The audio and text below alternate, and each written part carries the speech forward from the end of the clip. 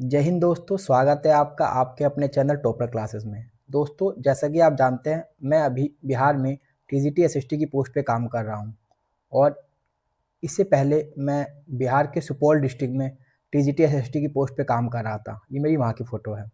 मैं ट्रांसफ़र लेके अपने डिस्ट्रिक्ट में आया हूँ। इससे पहले मैंने 1 साल केंद्रीय विद्यालय संगठन गुड़गाँव में टीजीटी एसएसटी की पोस्ट पे काम किया, जहाँ मेरा 100% रिजल्ट आता। ये मेरी फ़ोटो है और ये केवी के बच्चे थे। इससे पहले मैं अपने बारे में आगे बताऊँ, मैं आपको अपने क्लास 12th की मार्कशीट दिखा रहा हूँ दोस्तों, जिसमें मेरे 94.4% मार्क्स आए हुए थे। जिसमें हिस्ट्री के अंदर मेरे 97 मार्क्स थे, ज्योग्राफी के अंदर मेरे 95 मार्क्स थे, पोल साइंस के अंदर मेरे 96 मार्क्स थे और हिंदी के अंदर भी मेरे 95 मार्क्स थे। बच्चों, ये मार्क्स पहले मैं लेके आया, फिर मैंने बच्चों को पढ़ाना स्टार्ट किया।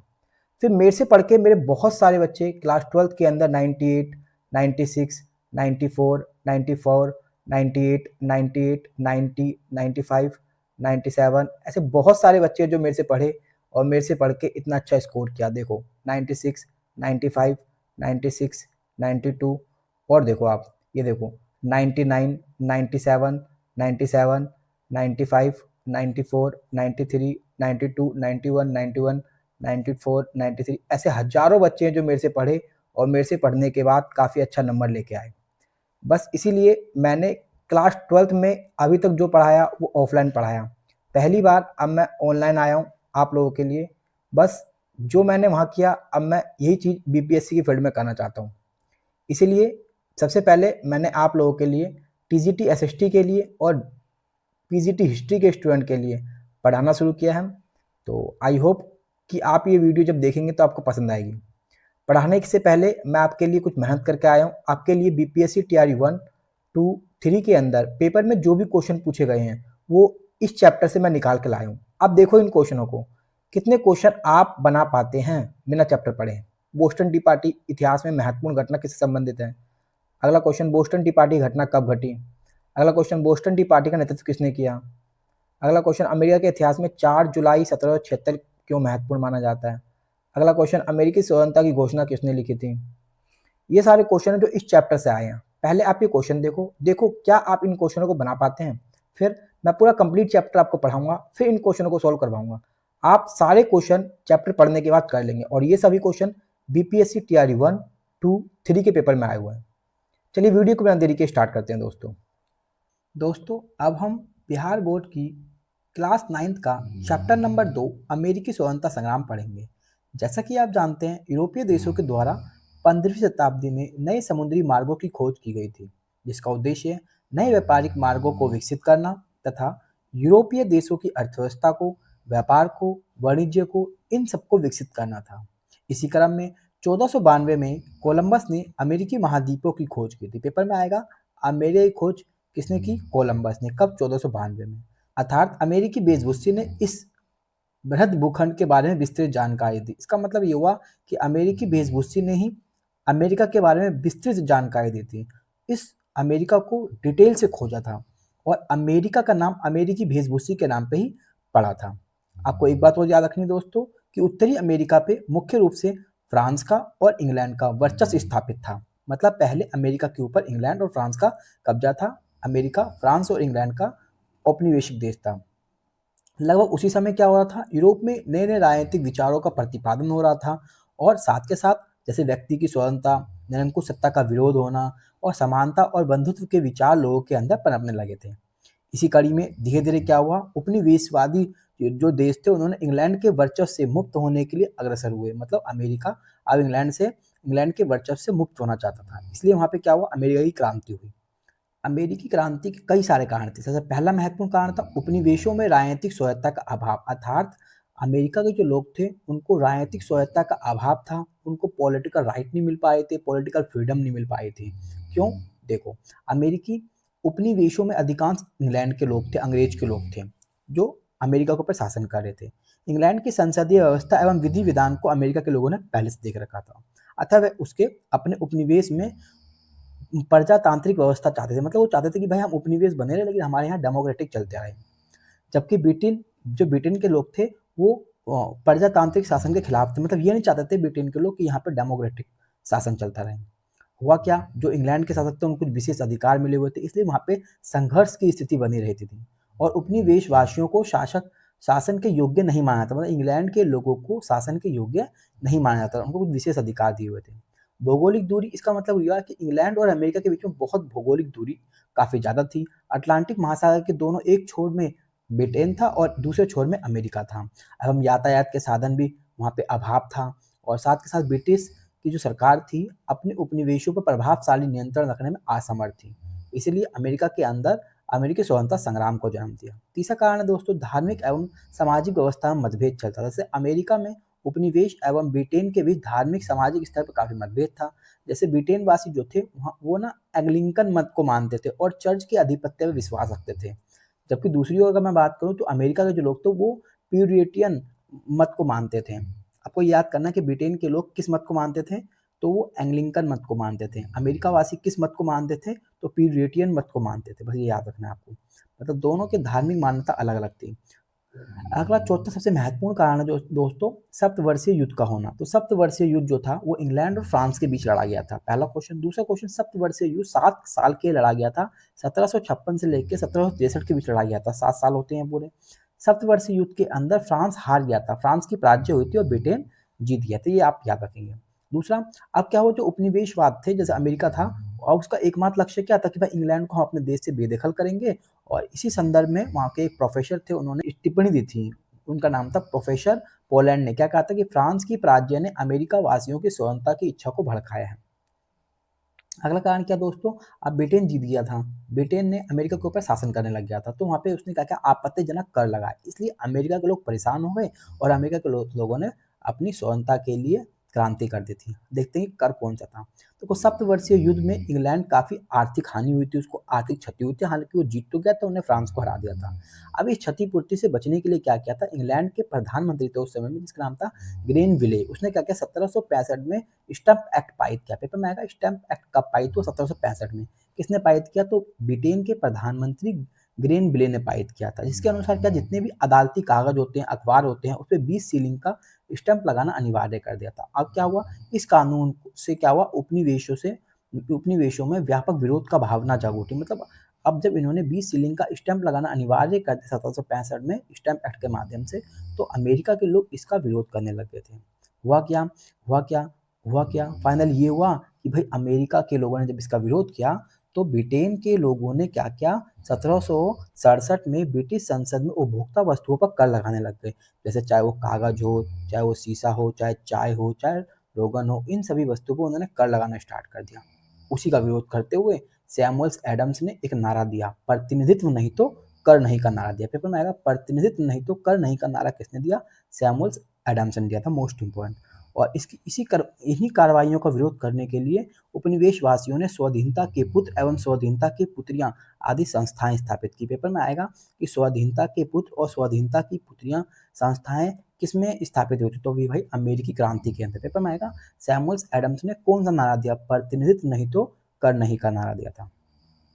अगला कारण है दोस्तों, लेखकों एवं प्रचारकों की भूमिका। भाई अमेरिका की क्रांति होने में लेखकों ने भी महत्वपूर्ण भूमिका निभाई। लेखकों ने क्या किया, भाई स्वतंत्रता की भावना को जगाया लोगों के अंदर और स्वतंत्रता की भावना का प्रचार किया। उसी कड़ी में क्या हुआ, 1776 में एक लेखक थे, इसका नाम था टॉमस पैन। उन्होंने एक अपनी पत्रिका लिखी जिसका नाम था कॉमन सेंस, ये प्रकाशित की।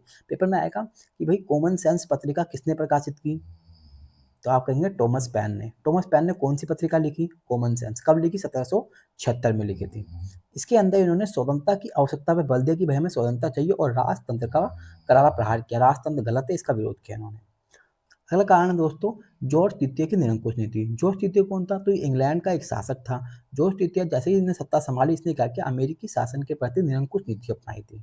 उसकी यह नीति इंग्लैंड में भी बहुत अलोकप्रिय थी क्योंकि नीति बेकार थी। इस नीति में क्या होता था, ये व्यक्तिगत शासन के सिद्धांत में विश्वास करता था कि भाई मेरा शासन होगा, मैं खुद का शासन करना चाहता हूँ, जो कि गलत था। इसलिए अमेरिका की क्रांति हुई। सबसे महत्वपूर्ण कारण दोस्तों, तत्कालीन कारण, जिसको बोस्टन टी पार्टी या बोस्टन चाय पार्टी घटना कहा जाता है। पेपर में आएगा बोस्टन टी पार्टी घटना कब हुई, तो इसका आंसर होगा 1773 में हुई। और बोस्टन टी पार्टी घटना के नायक कौन थे, सैमुअल्स एडम्स थे। ये भी आप लिख लीजिए, मोस्ट इंपोर्टेंट पेपर में ये आया हुआ है। हुआ क्या था, 1773 में चाय कानून पारित हुआ था। इस चाय कानून के पारित होने के बाद क्या हुआ, ईस्ट इंडिया कंपनी को भारत से सीधे अमेरिका चाय भेजने का एक अधिकार प्राप्त हो गया, जिसका उपनिवेशवादियों ने जबरदस्त विरोध किया। अमेरिका के लोगों ने तो क्या, चाय से लदा हुआ एक जहाज जा रहा था अमेरिका, ये जहाज है वो, जैसे ही ये अमेरिका के बोस्टन बंदरगाह पे पहुंचा तो अमेरिका के कुछ आदिवासी थे जिनको रेड इंडियंस कहा जाता था, उन्होंने क्या किया, वहां पे वो कपड़े पहन के पहुंच गए और जहाज पे पहुंचे और उन्होंने क्या, चाय से लदी हुई जितनी पेटियां थी समुद्र में फेंक दी। इस घटना को बोस्टन टी पार्टी के नाम से जाना जाता है, क्योंकि ये बोस्टन बंदरगाह पे हुई थी। टी पार्टी मतलब चाय के जो जहाज जा रहे थे उसको फेंक दिया था समुद्र के अंदर, इसलिए इसको बोस्टन टी पार्टी घटना कहा जाता है दोस्तों। ठीक है, सबसे तत्कालीन कार्य ये दोनों यहाँ से मोस्ट इंपॉर्टेंट चीजें चलेगी। 5 सितंबर 1774 को 13 उपनिवेशों के प्रतिनिधियों का फिलाडेल्फिया शहर में एक सम्मेलन हुआ था, जिसको प्रथम फिलाडेल्फिया सम्मेलन कहते हैं। पेपर में आएगा प्रथम फिलाडेल्फिया सम्मेलन कब हुआ, 5 सितंबर 1774 को। कितने उपनिवेश ने भाग लिया, 13 उपनिवेशवादियों ने भाग लिया था। कहाँ पे हुआ था, फिलाडेल्फिया शहर में हुआ था। सम्मेलन का आयोजन किया गया था। इसमें क्या हुआ, इसमें ब्रिटिश कानूनों का विरोध किया गया और ब्रिटिश कानूनों का विरोध करने के लिए व्यापार के बहिष्कार का निर्णय लिया गया। उसके बाद सबसे इंपॉर्टेंट लाइन है वाली कि 18 अप्रैल 1775 को ब्रिटिश सेना के बीच और उपनिवेशवादियों के बीच, मतलब अमेरिका और ब्रिटेन के बीच में 18 अप्रैल 1775 को क्या हुआ, लैंगिस्टन में प्रथम संघर्ष हुआ था स्वतंत्रता के लिए। पेपर में आया स्वतंत्रता के लिए प्रथम संघर्ष कब हुआ था, तो इसका आंसर होगा तुम्हारा 18 अप्रैल 1775 को ब्रिटेन की सेना और उपनिवेशवासी अर्थात अमेरिका के बीच लैंगिस्टन में प्रथम संघर्ष हुआ था और यहीं से क्या हुआ, यूएसए का स्वतंत्रता संग्राम स्टार्ट हुआ था। उसके बाद 4 जुलाई 1776 को फिलाडेल्फिया शहर में दूसरा सम्मेलन हुआ था। ये प्रथम सम्मेलन था जो 5 सितंबर 1774 को हुआ और दूसरा सम्मेलन 4 जुलाई 1776 को, वो 74 में 76 में फिलाडेल्फिया शहर में दूसरा महादेशीय सम्मेलन हुआ। इस सम्मेलन में क्या हुआ, तो इस सम्मेलन में टॉमस जेफरसन के द्वारा स्वतंत्रता संग्राम का पत्र जारी किया। पेपर में पूछा जाएगा स्वतंत्रता का घोषणा पत्र किसने जारी किया, टॉमस जेफरसन ने। मोस्ट इंपॉर्टेंट क्वेश्चन पेपर में आया हुआ है। पेपर में पूछा जाएगा टॉमस जेफरसन ने कौन सा पत्र तैयार किया, स्वतंत्रता का घोषणा पत्र तैयार किया कब, दूसरे फिलाडेल्फिया सम्मेलन में जो 4 जुलाई 1776 को हुआ था। उसके बाद क्या हुआ कि अमेरिका के अंदर जॉर्ज वॉशिंगटन को अमेरिकी उपनिवेश का सेनापति नियुक्त किया गया। इंपॉर्टेंट है ये, जॉर्ज वॉशिंगटन को अमेरिकी उपनिवेश का सेनापति नियुक्त किया गया था और अमेरिका स्वतंत्रता संग्राम पूरी तरह से आरंभ हो गया था, जो कि 3 फरवरी 1783 को पेरिस की संधि के द्वारा समाप्त हुआ। पेपर में पूछा जाएगा कि भाई अमेरिका का स्वतंत्रता संग्राम कब स्टार्ट हुआ था, तो आप बोलेंगे 1775 में।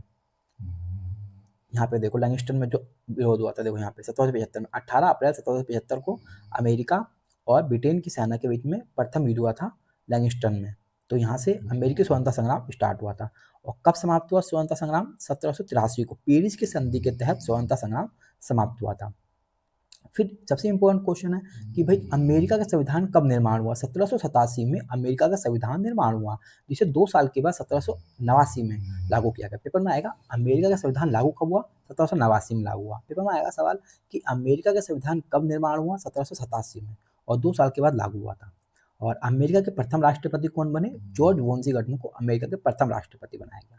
दोस्तों जितने भी मैंने ये बॉक्स के अंदर पैक कर रखे हैं ये सभी क्वेश्चन हैं इंपॉर्टेंट, जो पेपर में पूछे जाते हैं, पूछे गए हैं और पूछे जाएंगे, इसलिए इनको नोट्स बना के ढंग से लिखें। अब हम पढ़ेंगे कि इसका क्या परिणाम हुआ, जो अमेरिका स्वतंत्रता संग्राम हुआ उसका क्या परिणाम, बहुत सारे परिणाम हुए दोस्तों। पहला, ब्रिटेन का एक कीमती उपनिवेश था जो हाथ से निकल गया अमेरिका, और अमेरिका एक शक्तिशाली राष्ट्र बन गया और इसका उदय होने लगा।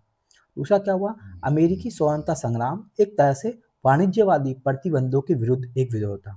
इसमें क्या हुआ, एडम स्मिथ जो एक व्यक्ति है, इन्होंने लेजे फेयर या मुफ्त व्यापार के सिद्धांत को मजबूत किया था। पेपर में सवाल आएगा कि मुफ्त व्यापार या लेजे फेयर का सिद्धांत किसने दिया, एडम स्मिथ ने दिया। Important question. और क्या हुआ दोस्तों, ब्रिटेन की हार का जो दोष था वो जॉर्ज तृतीय जो वहाँ के शासक थे उसको और उसके मंत्रियों को दिया गया, क्योंकि जॉर्ज तृतीय जो था वो निरंकुश शासक था, अपनी चलाता था, इसलिए तानाशाह बनना चाहता था ये जॉर्ज तृतीय, उसका सपना ही चूर हो गया। इसके अलावा अमेरिकी स्वतंत्रता संग्राम ने फ्रांस को भी प्रभावित किया। जैसे लाफायते एक व्यक्ति था, इसके नेतृत्व में फ्रांसीसी सेना ने भाग लिया था अमेरिका के स्वतंत्रता संग्राम के अंदर। जनता के धार्मिक एवं अंतःकरण की स्वतंत्रता मिली। अमेरिका स्वतंत्रता संग्राम होने के बाद जनता को धार्मिक और अंतःकरण की स्वतंत्रता मिली, जनता को मौलिक अधिकार मिले, जनता को कुछ मूलभूत सुविधाएं, मूलभूत स्वतंत्रता के अधिकार मिले और साथ के साथ इसका परिणाम ये हुआ कि विश्व का प्रथम लिखित संविधान अमेरिका के अंदर लागू हुआ। कब लागू हुआ? 1789 के अंदर। महिलाओं को संपत्ति का अधिकार मिला था पहली बार, और अमेरिका गणतंत्र बन गया था पूरी तरीके से। और साथ के साथ अमेरिका के अंदर मॉन्टेस्क्यू का शक्ति पृथक्करण का सिद्धांत अपनाया गया। पेपर में आएगा शक्ति पृथक्करण का सिद्धांत किसने दिया? मॉन्टेस्क्यू ने दिया। और सबसे पहला देश कौन था जो गणतंत्र बना? वो अमेरिका था। विश्व का प्रथम देश कौन था जहाँ पे लिखित संविधान को लागू किया गया? अमेरिका था। कब लागू किया? 1789 के अंदर। ठीक है, सारी चीज़ें आप याद करेंगे। लेकिन सबसे गलत चीज़ क्या हुई? वहाँ पे वयस्क मताधिकार लागू नहीं हुआ। मतलब कोई भी एक ऐसा व्यक्ति जो 18 साल की आयु पूरी कर चुका हो उसको वोट डालने का अधिकार मिलता है, लेकिन ये वहाँ पे लागू नहीं हुआ। स्त्रियों को मताधिकार से वंचित रखा गया, चाहे 18 साल की हो चाहे 16 साल की हो, उनको वोट डालने का अधिकार नहीं दिया गया। साथ ही साथ मताधिकार का आधार क्या बनाएंगे? संपत्ति। जिस पे ज़्यादा संपत्ति होगी वही वोट डाल सकता है, जो कि उचित नहीं था, गलत था ये चीज़। साथ के साथ अमेरिका का जो गठन हुआ वहाँ पे पहली बार लिखित संविधान लागू हुआ, शक्ति के पृथक्करण के सिद्धांत को लागू किया गया, धर्मनिरपेक्षता के सिद्धांत को लागू किया गया, व्यक्तिगत स्वतंत्रता के सिद्धांत को लागू किया गया। कुछ अच्छे अच्छे काम तो किए गए, और इससे प्रेरित होकर बाद में फ्रांस के अंदर क्रांति हुई, जिसको फ्रांसीसी क्रांति कहते हैं, जो 1789 में हुई थी। अब हम पढ़ेंगे दोस्तों कि भाई इंग्लैंड की जो असफलता थी उसके पीछे क्या कारण थे। उसके पीछे बहुत सारे कारण थे दोस्तों। जैसे इंग्लैंड ने क्या किया? अमेरिका की शक्ति को नज़रअंदाज किया, जो कि नहीं करना था। अमेरिका पहले से ही बहुत पावरफुल था, उसकी शक्ति को नज़रअंदाज नहीं कर सकते थे। दूसरा, उपनिवेशवासियों में एकता और उत्साह था। मतलब अमेरिका के लोगों के अंदर एकता थी, उत्साह थी, इसलिए वो जीत गए। अगला कारण क्या दोस्तों? ब्रिटेन की जो राजनेता थे उनके बीच में गंभीर मतभेद चलते रहते थे। जैसे जॉर्ज तीसरा था वो हठ धर्मिता था, मतलब निरंकुश था, वो अपनी अपनी चला रहा था। वो योग्य भी नहीं था लेकिन योग्य बनता था, इसलिए हार गया। अगला कारण क्या दोस्तों? ब्रिटेन विदेशी सहायता से वंचित था। मतलब ब्रिटेन को किसी प्रकार की विदेशी सहायता नहीं मिलती थी। जबकि अमेरिका की बात करूं तो अमेरिका को फ्रांस सहायता दे रहा था। और साथ के साथ अमेरिका के अंदर जॉर्ज वॉशिंगटन ज़्यादा सुयोग्य नेता था, जो बड़ा ही धैर्य था, उसके अंदर साहस थी, उसके अंदर कुशलता था। इन सभी कारणों से अमेरिका जीत गया और अमेरिका का स्वतंत्रता संग्राम सफल हो गया दोस्तों। अब हम कुछ क्वेश्चन देखेंगे जो इंपॉर्टेंट और इस चैप्टर से पूछे गए हैं। फिर मैं आपको बीपीएससी टीआरयू 1, 2, 3 के एग्जाम में पूछे गए क्वेश्चन दिखाऊंगा। पहला क्वेश्चन है अमेरिका की राजधानी कहाँ थी? तो इसका आंसर होगा सी, वॉशिंगटन के अंदर। नेक्स्ट क्वेश्चन है कॉमन सेंस की रचना किसने की? यह किताब थी जिसकी रचना थॉमस पेन ने की थी। अगला क्वेश्चन है स्टैंप एक्ट किस वर्ष पारित हुआ था? तो इसका आंसर होगा ए, 1765 में। अगला क्वेश्चन है दोस्तों अमेरिकी स्वतंत्रता संग्राम के समय अंग्रेजों का सेनापति कौन था? इसका आंसर आप कमेंट बॉक्स के अंदर देंगे अपना कॉमन सेंस लगा के, क्योंकि मैंने आपको पढ़ाया नहीं है। नेक्स्ट क्वेश्चन है अमेरिकी संविधान कब लागू हुआ? तो इसका आंसर होगा दोस्तों बी, 1789 में लागू हुआ था। अगला क्वेश्चन है दोस्तों कि विश्व में प्रथम लिखित संविधान किस देश में लागू हुआ? इसका आंसर होगा सी, अमेरिका के अंदर सबसे पहले लिखित संविधान लागू हुआ। नेक्स्ट क्वेश्चन है किस संधि के द्वारा अमेरिकी स्वतंत्रता संग्राम को मान्यता मिली? इसका आंसर होगा ए, पेरिस की संधि के तहत अमेरिकी स्वतंत्रता संग्राम को मान्यता मिली। अगला क्वेश्चन है दोस्तों अमेरिकी स्वतंत्रता संग्राम में अमेरिका का सेनापति कौन था? तो अमेरिका के सेनापति थे दोस्तों डी, वॉशिंगटन को अमेरिकी सेनापति नियुक्त किया गया था अमेरिकी स्वतंत्रता संग्राम के समय में। अगला क्वेश्चन है अमेरिका के प्रथम राष्ट्रपति कौन बने? इसका आंसर होगा ए, जॉर्ज वॉशिंगटन को। सप्तवर्षीय युद्ध किन दो देशों के बीच हुआ था? सप्तवर्षीय युद्ध ब्रिटेन और फ्रांस के बीच में हुआ था। ब्रिटेन जीत गया था और फ्रांस हार गया था। कुछ फिल्म द विलन्स के माध्यम से क्वेश्चनों की मैं आपकी रिवीजन करवाता हूँ। लेजे फेयर का सिद्धांत किसने दिया? बताइए आप। एडम स्मिथ ने दिया था। अगला क्वेश्चन शक्ति पृथक्करण का सिद्धांत किसने दिया? मॉन्टेस्क्यू ने दिया। सेनापति लाफायते कहाँ का रहने वाला था? फ्रांस का रहने वाला था। ये फ्रांस के कई सारे सेनाओं को अमेरिकी स्वतंत्रता संग्राम के अंदर लेके गया था। चौथा क्वेश्चन है कि जॉर्ज तृतीय इंग्लैंड का निरंकुश शासक था। निरंकुश है यहाँ पे।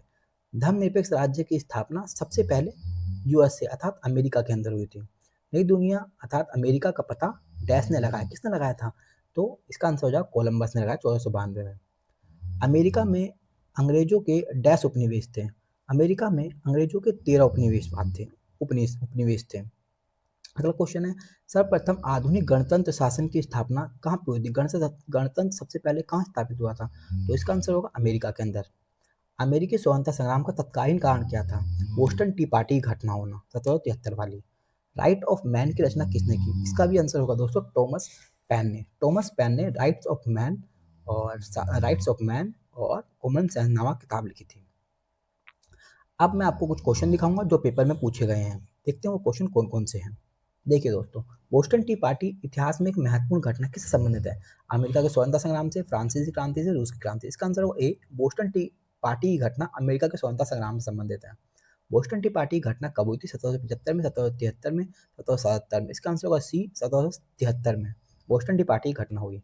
नेक्स्ट क्वेश्चन है, बोस्टन टी पार्टी का नेतृत्व किसने किया था? थॉमस जेफरसन ने, थॉमस पैन ने, सैमुअल एडम्स ने।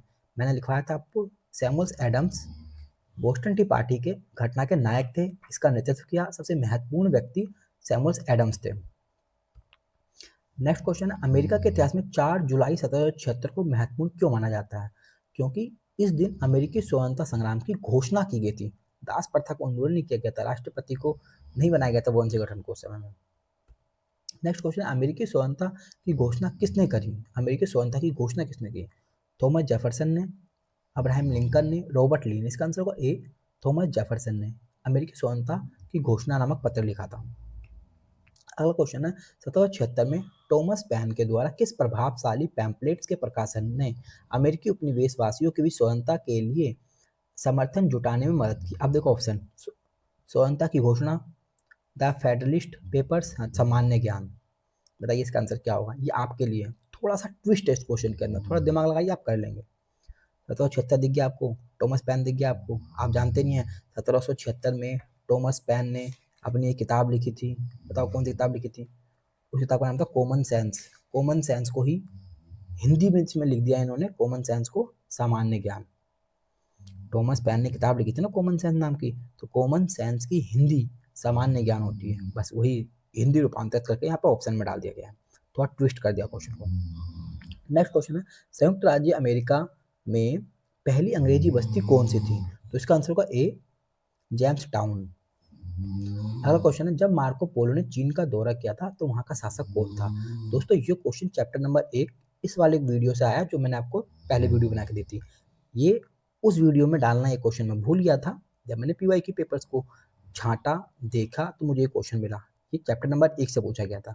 इसका आंसर आप कमेंट बॉक्स के अंदर बताएंगे। यदि आपने सही से मेरी वीडियो को देखा होगा तो आप इस क्वेश्चन का जवाब जरूर दे पाएंगे। आई होप कि आपको मेरी वीडियो अच्छी लगी होगी, आपको मेरा कंटेंट पसंद आ रहा होगा। वीडियो अच्छी लगी वीडियो को लाइक करें, चैनल को सब्सक्राइब करें और कमेंट में कुछ जरूर लिख के जाएं ताकि मुझे पता चल सके कि मैं कितना अच्छा कंटेंट आपको प्रोवाइड करा रहा हूँ। क्या मेरा कंटेंट आपको पसंद आ रहा है कि नहीं आ रहा, मेरी मेहनत आपको कैसी लग रही है, बस मुझे ये जानना है। प्लीज़ एक कमेंट जरूर करें।